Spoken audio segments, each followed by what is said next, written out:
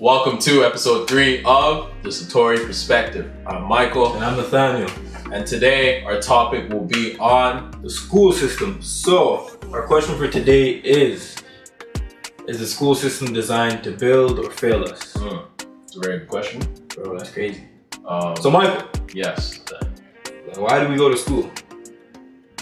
Well, I think we fundamentally go to school to learn basic skills that will set us up for life. Okay. If you put it in layman's terms Okay. like that. Okay. But as we've gone through the school system, we can clearly see that's not true. And there's things about school that I think do build our character in general, but there's also stuff that's completely outdated. Yes. So we can look at both sides. We'll start with the pros. We'll start with the good. So I think school socially is very good for us. Learning how to socialize with other people, knowing when to put your hand up to answer a question, knowing when it's your turn to speak, all of that. That's good. The networking part is very important. Yeah. I think it's also good, we learn a lot of basic skills like your addition, your subtraction, your multiplication. You learn your proper English, punctuation, all that. So you learn a lot of basic life skills. I think that's probably only benefits from school. Like you said, the networking, getting to know people, knowing how to interact with people. But when we look at the bad, we can see, I think especially starting from high school to university, college, how a lot of the stuff we learn isn't applicable to life. Yeah. So stuff like parabolas, we throw it out there straight away. You didn't have to bring it up. I have to throw it, I had to let them know. When's the last time you used parabola? I don't. Bro, I actually used one last week. Why you lying? No, I didn't. Don't lie. It's not useful. It's not. It's not. It's not. And if we want to, look at the majority, first, let's talk from our perspective, right? Oh. So from my perspective, parabolas, it's not gonna help me day to day. And majority of the stuff we're using is basic addition, basic English,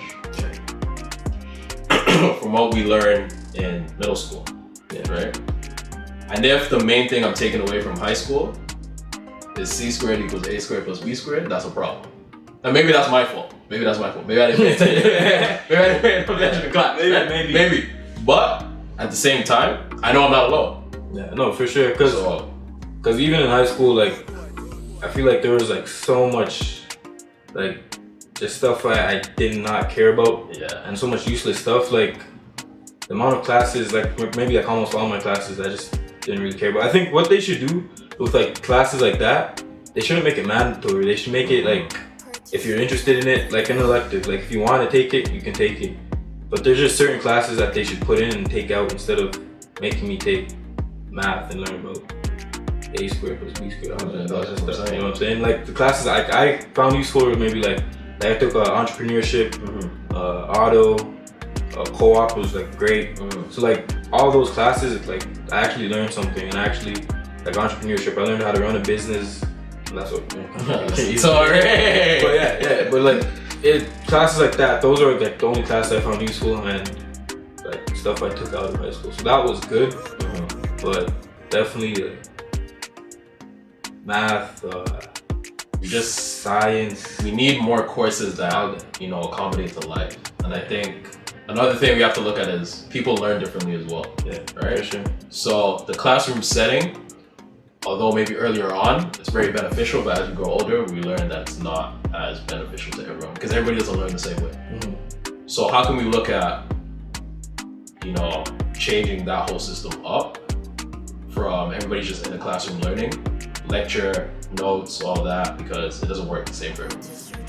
What I think they should do with that, because like you're saying, not everyone learns the same, and that's very true. Because I personally, I don't learn very well just by someone sitting there and talking to me, right? I'm a hands-on person, so what I think they should do in classrooms just to accommodate everyone, maybe just do a quarter of the semester, you do hands-on projects. A quarter could be lecture, a quarter could be computer studies if some kids learn better on computers. A quarter could be just a different way of learning, just to kind of help everyone out and I guess give everybody a little bit of taste of everything. Yeah. See what works best for them. Yeah. And all of that. Yeah. But I definitely think, we should have classes on how to do our taxes, stuff like that. More maybe life classes. Yeah.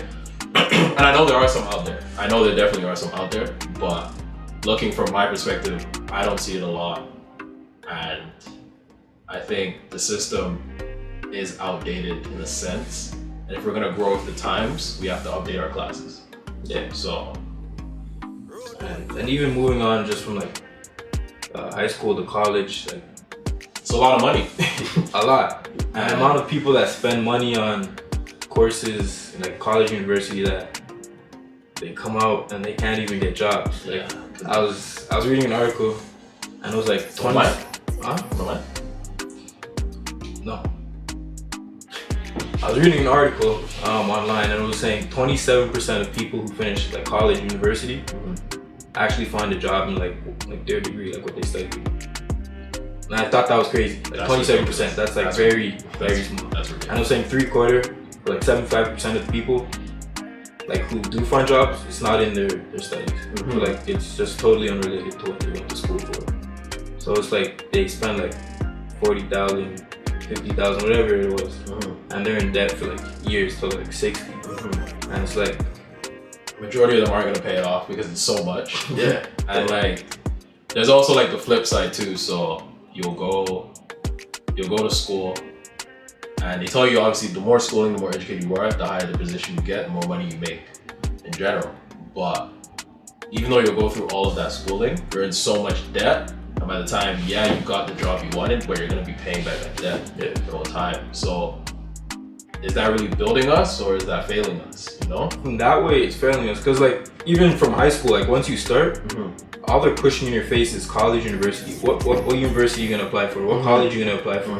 That's all they're saying to you. They're not like showing you any other ways, like any other jobs or any other trades, like any other way of making money or any other path you can go into. They're just pushing that in your face, and not everybody wants to do that. And I think that's the outdated part of it, showing us that there's more to do. But I get that, like from a teacher's perspective, you're obviously gonna wanna, go to college, go to university, because this is what you'll learn. You can learn this, you can become this. Yeah. But like, we're gonna be realistic. Like, not everybody's meant for college or university. So not everybody wants to go to college or university, and it's okay to show them alternatives to where they can still learn, you still make money, and go from there. So I think we just gotta broaden our horizons and all of that. But to answer the question, does it fail us or build us? What are you going with? I personally think it fails us. Well, I don't want to say it fails all of us, because there's definitely like the small percent of people who I guess it does help and build, and I think that's like a very small percent. I would say it's more like people who are like, I would say privileged, or have things already set up, or they already know what they want to do. So like school is I guess it's just a stepping stone for them. But I'd say for like majority of us, it's designed to fail us. Yeah, I think, like you said, like the privileged part. If you're still figuring things out, the system's it's not working in our favor the best way it could. Not at all. So with time, I hope that gets upgraded. And yeah. Thanks for watching. Bro, when did you put that? Thanks for watching episode 3 of the Satori Perspective. If you have any questions, comments, or topics you would like us to discuss, leave them down below. Down below. And we'll be back with episode 4. So stay tuned. And remember, We want you to join us.